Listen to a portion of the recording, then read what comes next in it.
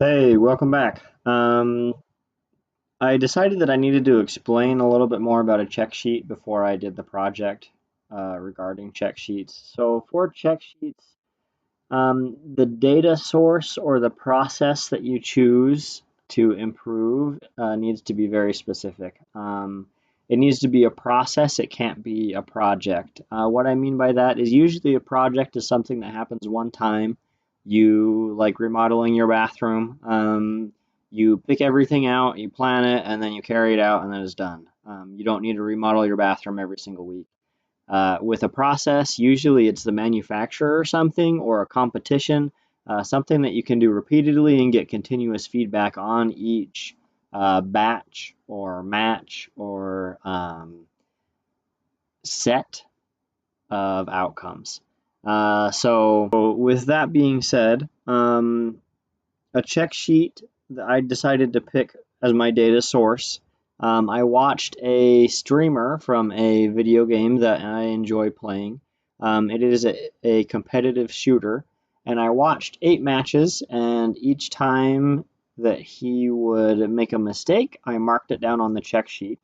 If this were me playing, which it would be much more effective if I were reviewing my own play, I'd be able to determine what areas I needed to improve on and where I was making all of my mistakes. That being said, it is a stream, and usually streamers can be playing games for up to 8 to 10 hours. And so you can't really expect competition level performance at all times during this. So here is the data that I collected. This is all of the matches on the top for the occurrences and then all of the failures down the side. I just did very general categories just to kind of show what's going on. As you can see, for the failures, most of them were actually strategy. There were a total, let me make a totals column really quick. There were 3 movement-based failures, 4 strategy failures, and one other failure that I noticed. If we were going to improve performance, judging by this check sheet, we would definitely focus on proper strategy and how to avoid falling into those errors. This is where a check sheet can really be used with other process improvement tools. The one that I'm going to explain for this specifically is the 5 whys.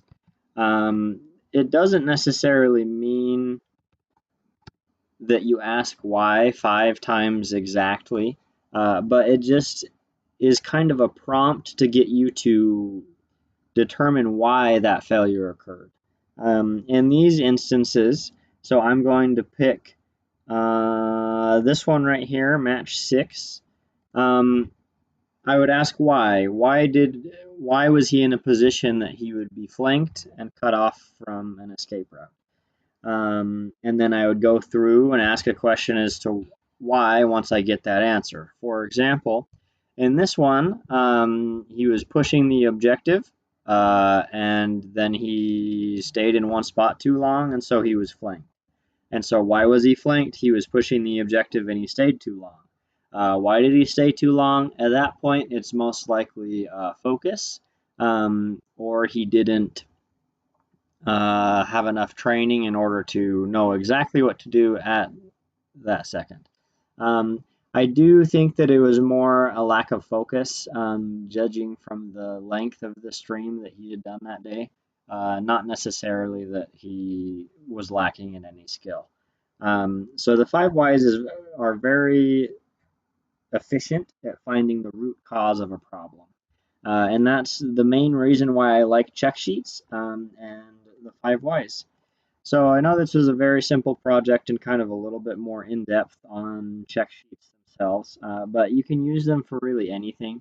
When it comes to self improvement, I think the best way to do that is to get a check sheet, record yourself in whatever you are performing in, whether it's sports or music or video games, and then watch your recording, and then find out your failures and ask whys until you can find the root cause of the problem, and then you can try and fix it. Thanks for tuning in, and I will talk about another engineering tool or another project in the next video. Thanks, and have a great day.